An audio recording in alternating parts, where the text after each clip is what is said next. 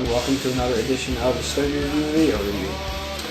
My name is Walt, and well, I'm back once again for another video cigar review. If you're not familiar with StudyReview.com, here you're going to find a couple video reviews a week, as well as a written review and a few other written articles, most of which everything is supported by, or supplemented rather, by video content. So with that said, here is your weekly cigar review, your video review. And the cigar that I'm reviewing this week is the El Mejor Emeral. The band says Gran Reserva. I think the espressos actually say the same thing. There's two varieties of the cigar. There's the Emeral and the espresso. I think the espresso is the older one. But this particular cigar, two people actually sent me this. The first person who sent me this cigar was Paul. Now, I actually got a second package later on from Steve, who had sent me some Equo cigars, and sent a few of these to tag along. I'm actually smoking one of the ones that Steve sent me. And, well, when I initially got this package, I looked at the Ziploc bag, and noticed the brown spot on the foot, and I thought, oh, that's just one of those cloth bands. I knew absolutely nothing about the cigar. I put it in the humidor, and well, I'm finally getting around to it, and sure enough, that's not a brown band on the foot. That's an exposed binder and filler. It's a shaggy cigar, and in addition, it's got a pigtail cap. Now, I know when a lot of people see this type of cigar, the first thing they think is, wow, I'm getting an extra. Well, you're really not getting an extra. You're getting a shortcut. And I don't mean that in a bad way, but the exposed foot, if you look at it closely, you can see that the leaf is wavy, so it's not actually put on there and then cut back off. It's the leaf is cut and the cigar is rolled, leaving the foot exposed, and they just trim the end before they hit the wrapper leaf. And there's your shaggy foot. It saves time. And same with the pigtail cap. When the cigar is formed and the wrapper is put on, they go around once more which is the straight line that you see on this particular cigar. Well, if you look at your cigar, you'll see it too. And then from there, it's just kind of twisted up, pigtailed, and cut short. Now, traditionally, when a cigar has a single cap, this pigtail is formed the same way. It's just cut closer. You may see someone whack it down a couple of times, and then the cap will be applied, and you're done. So you've got two shortcuts here, which dramatically reduce the price. They can produce more cigars in a shorter amount of time, thus making it cheaper for the end user, which is you and I. So unless the cigar just tastes awful, there's really no downside to this. Now, on to get away from that a little bit of a lecture there. As I mentioned, the brand is the El Mejor. It's the Emeral. This is a Robusto. It's a 5.5 by 50. I'm sorry. It's got a Honduran Corojo wrapper and Nicaraguan binders and fillers. And the origin, I'm not exactly sure of. Now, if you head over to cigarsinternational.com, you're going to find boxes of 20 of these for about $39, and they're going to say the origin is Honduras. Now, in the other research that I've done, I'm coming up with. Let me explain. During my other research, I found that the maker of this cigar is Don Kiki Berger from Tabacalera Esteli, and well, that would be Nicaragua, or at least I would think Esteli, Nicaragua, Tabacalera Esteli. So I'm thinking that the cigar is actually made in Nicaragua and not Honduras. Now, Don Kiki Berger, I'm not sure how to pronounce that. He also makes cigars which include the 7LE Nicaraguan Reserve, the Five Vegas line, or the Five Vegas Classic for sure, and the Cupido line. So we don't really know the origin. We do know who makes it.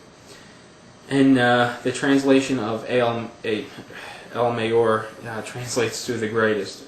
And these come in at about $3 per stick throughout most of the line, $3-4 a piece, and they're available in about 4 sizes: Churchill, which is 50 by 7, Corona, which is 42 by 6, Robusto, which is 5.5 by 50, and a Torpedo, which is 4.5 by 6.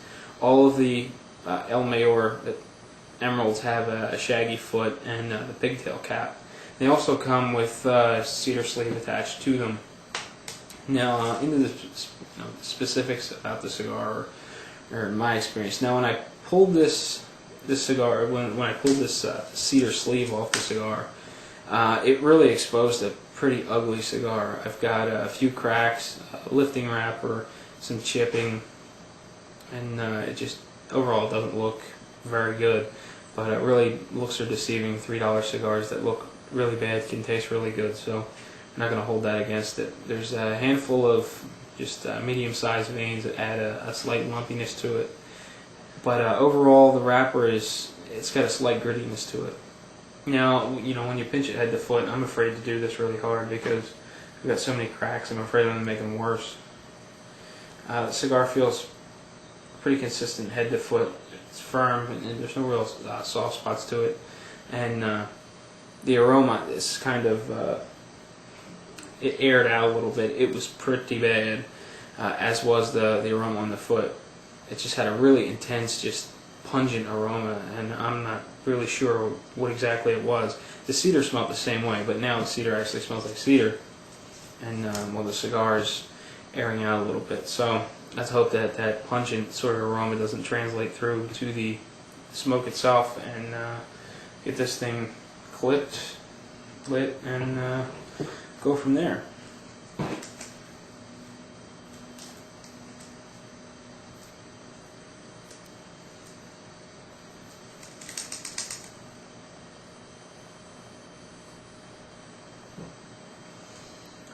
The cold draw, you can certainly taste the cedar. It actually comes through pretty strong.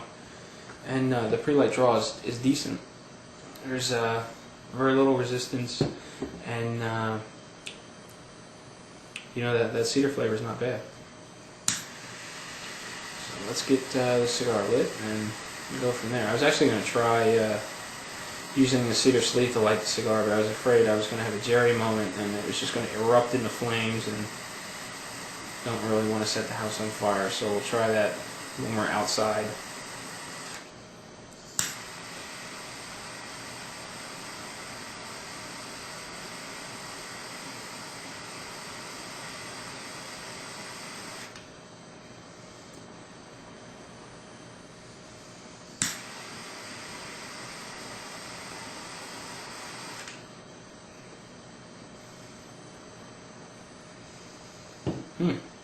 It's a little difficult to get lit because of the exposed binder and filler. You get a lot of air leaks around it.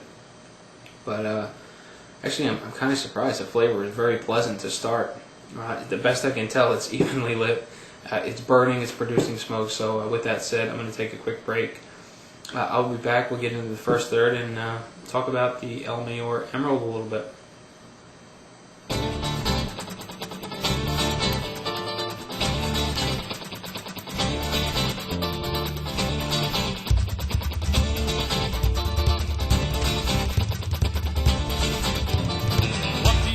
Drunken sailor, what do you do with a drunken sailor? What do you do with a drunken sailor early in the morning? Way hey, and up she rises, way hey, up she rises, way hey, up she rises early in the morning. Shave his belly with a rusty razor, shave his belly with a rusty razor, shave his belly with a rusty razor early in the morning. Way hey, and up she rises, way hey. Well, hello and welcome back. I've been at the cigar for about 30 minutes now, and I'm well on my way to smoking through the first third. And first and foremost, this, as I mentioned in the pre-light, this is a hideous-looking cigar. Now the cigar is burning. I moved past the shaggy foot, and as I got closer to the small chips and cracks and the lifting wrapper, they're getting worse as the heat gets closer to them. Now, on the positive side, the flavor is very nice, so I really don't mind the ugliness of it right now. The interesting part of this cigar was the transition from the shaggy foot to the Corojo wrapper. Now, when you first get that shaggy foot lit and you begin to taste the smoke from it, it's got a very intense cedar flavor, and I'm guessing it's because of the exposed binder and filler is so close to the cedar sleeve that it just sort of wicks in all the aroma and the oil from the cedar sleeve, and it becomes very predominant early on in the cigar. Now once you move past that and you start getting into the wrapper itself, you really see a shift in the flavor change. You really see a shift in the flavor. Now it goes from being this sort of heavy cedar flavor, and it transfers over to that traditional Corojo flavor that I always talk about. It just comes through, and the interesting part is that it's very apparent. It's just sort of like a light switch. As soon as you hit that wrapper, you begin to taste it, and it's interesting to see exactly how much you taste that wrapper. Now the cedar flavors are still there, but they're sort of buried in the background. The Corojo flavor really takes center stage. Now, as I mentioned, there was that sort of a pungent aroma that I was afraid was going to come through in the cigar, and it's very mild when you pass the smoke through your sinuses, and I really don't know what it is. I just can't place it. I don't like the smell of it, but it's so mild when you pass it through your sinuses that it doesn't bother me too much.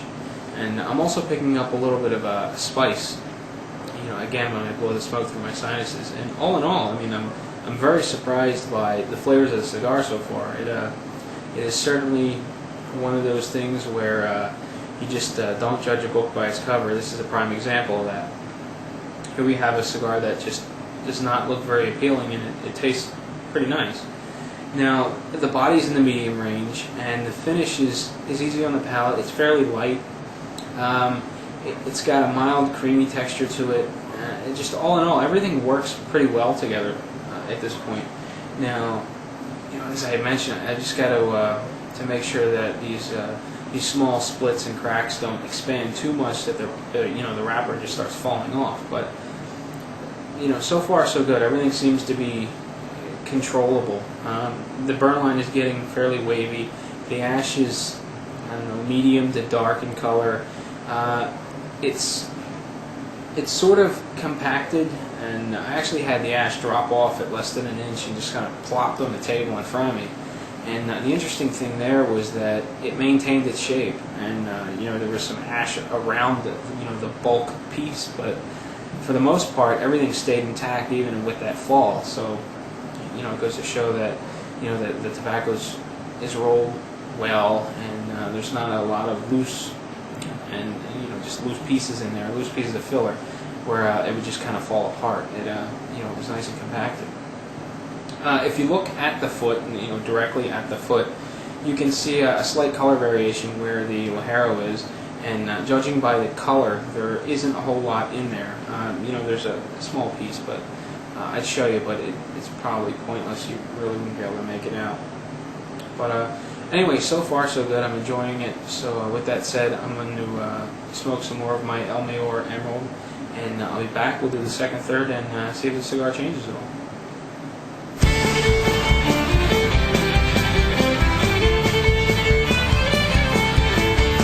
What shall we do with a drunken sailor? What shall we do with a drunken sailor? What shall we do with a drunken sailor early in the morning? Hey ho, and up she rises. Hey ho, and up she rises. Hey ho, and up she rises early in the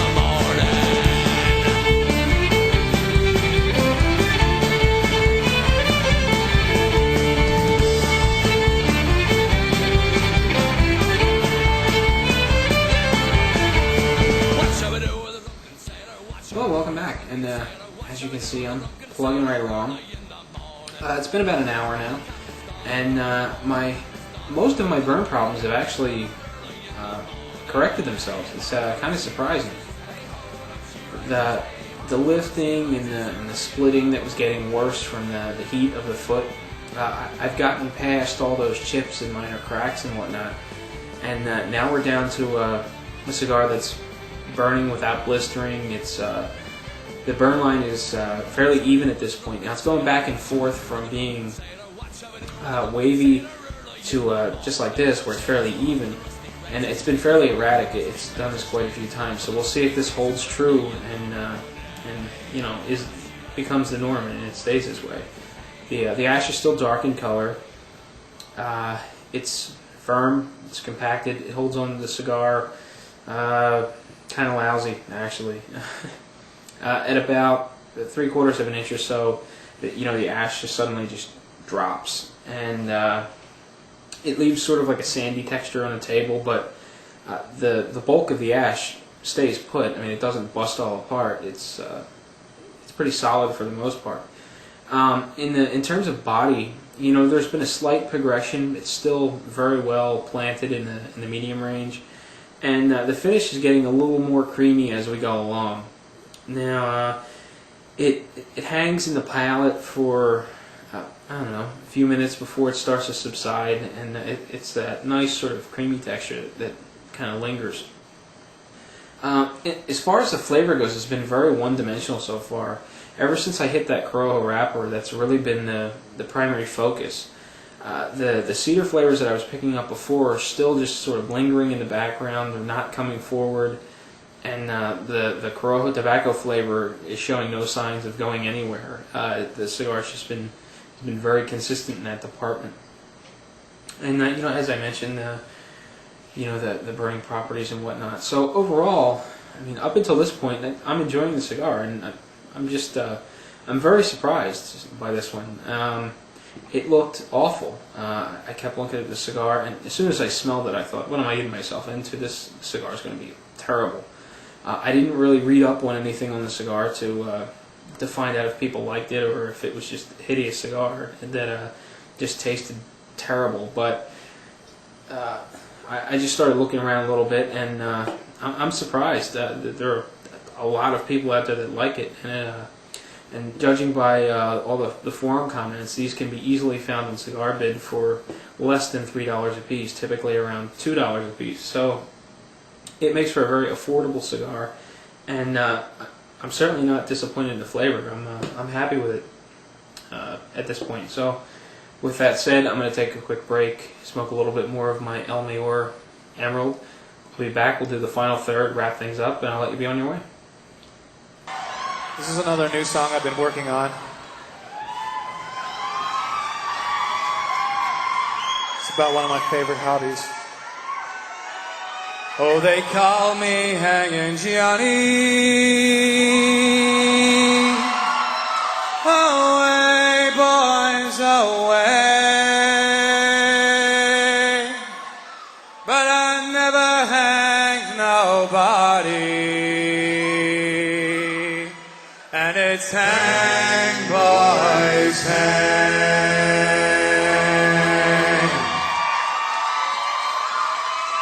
Well, first I hanged me mother. Away, boys, away. Well, welcome back, and as you can see, my cigar is getting kind of short, and well, it's about time to wrap up my El Mejor Emerald. Now, traditionally I go further than this, but the cigar is giving me those telltale signs that it's about time to give up on it. Now, as I'm at about 110 minutes, so about an hour and a half, all but. And, well, the body has progressed some more. It's still very much in the medium range. It doesn't quite get medium to full. The finish has become a little more creamy, and it tends to linger for a few minutes on the palate before it fades, and you're about ready for another puff. Now, the base flavor is just, it's still very one-dimensional. It hasn't changed at all since the previous third, and I'm getting just a typical Corojo tobacco flavor, and there's still cedar flavors in the background. Now, the only unfortunate change I'm getting now is sort of a harshness and just a dirty taste. Now, the reason I think I'm getting that is the cigar is becoming hot, and I've been able to prolong it a little bit by leaving it sit in the ashtray for 3-4 minutes before I pick it up and take another puff on it, but as soon as I take that next puff, the cigar gets very hot again, and I start getting these harsher flavors. And there's still some enjoyable flavor in there, but it's just not worth dealing with the harshness for, if you quite get where I'm going there. The harshness is, it's it's overshadowed by the nice flavors, but it's enough to kind of turn me off.